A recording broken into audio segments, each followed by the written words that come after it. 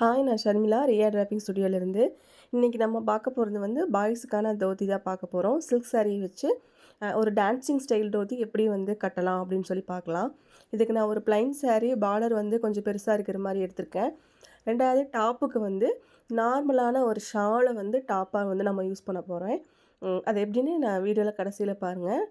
நம்ம சேனலை இன்னும் சப்ஸ்கிரைப் பண்ணாதவங்க சப்ஸ்கிரைப் பண்ணிடுங்க, லைக் பண்ணுங்கள். வாங்க இப்போ நம்ம வீடியோக்குள்ளே போகலாம். சாரீ வந்துட்டு நம்ம வேட்டி கட்டுற மாதிரி பின்னாடி பேக் சைடு கொண்டு போயிட்டு கரெக்டாக அந்த சென்டர் வந்து ஈவனாக அந்த 2 எட்ஜும் வந்து ஈவனாக இருக்கிற மாதிரி எடுத்துக்கணும்.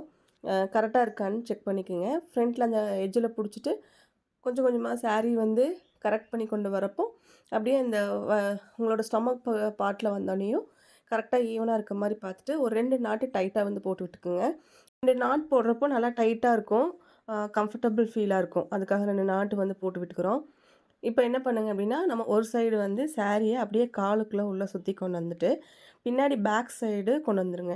கொண்டு வந்துட்டு பின்னாடி அந்த எட்ஜில் பார்த்தீங்கன்னா மேலே அந்த இடுப்புக்கு மேலே வந்து கரெக்டாக அதனோட டாப்பில் வந்து வச்சு பார்த்துட்டு அந்த மெஷர்மெண்ட்டுக்கு தகுந்த மாதிரி ப்ளீட்ஸ் வந்து நம்ம நார்மலாக சென்ட்ரல் ப்ளீட் எடுக்கிற மாதிரி ப்ளீட்ஸ் எடுத்துகிட்டு அப்படியே பேக் சைடு வந்து சொருகி விட்டுறணும்.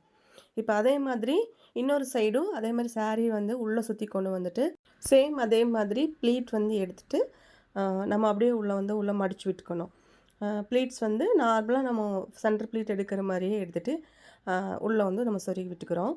இப்போ ப்ளீட்டோட லாஸ்ட் இருக்குது இல்லைங்களா, கீழே இருக்கிற அந்த போர்ஷனை வந்து நம்ம எடுத்துக்கணும். வி ஷேப்பில் வரும். இப்போ நீங்கள் இந்த வீடியோவில் பார்த்தீங்கன்னா உங்களுக்கு புரியும்.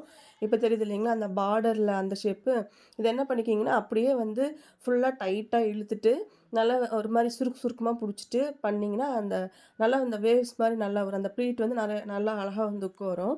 அதை அப்படியே என்ன பண்ணுங்க அப்படின்னா அந்த பார்டர் தெரிகிற மாதிரி நல்லா அந்த கொஞ்சம் சுருக்கமாக இருக்கிற மாதிரி எடுத்துகிட்டு உள்ளே வந்து இன்சர்ட் பண்ணி விட்டுருங்க. இப்போ சேம் சைடு அதே மாதிரி தான் நம்ம பண்ண போகிறோம். அதே மாதிரி சாரியை வந்து முன்னாடி கொண்டு வந்துட்டு பார்டர் வந்து நல்லா விசிபிளாக இருக்கிற மாதிரி எடுத்துக்கோங்க. எடுத்துகிட்டு இது வந்து அதே மாதிரி ஃபுல்லாக சொருக வேண்டாம், கொஞ்சம் மட்டும் உள்ளே சொருகி விட்டுட்டு எக்ஸ்ட்ரா வந்து அந்த கொசுவம் மாதிரி இருக்குது இல்லைங்களா, அதையும் வந்து இந்த ஸ்டைலுக்கு ஒரு டான்ஸிங் ஸ்டைலுக்காக நான் முன்னாடி கொஞ்சம் வந்து நான் விட்டுருக்கேன். அவ்வளோதான், சிம்பிளாக வந்து ஒரு 10 மினிட்ஸ் கூட ஆகாது இது கட்டுறக்கு.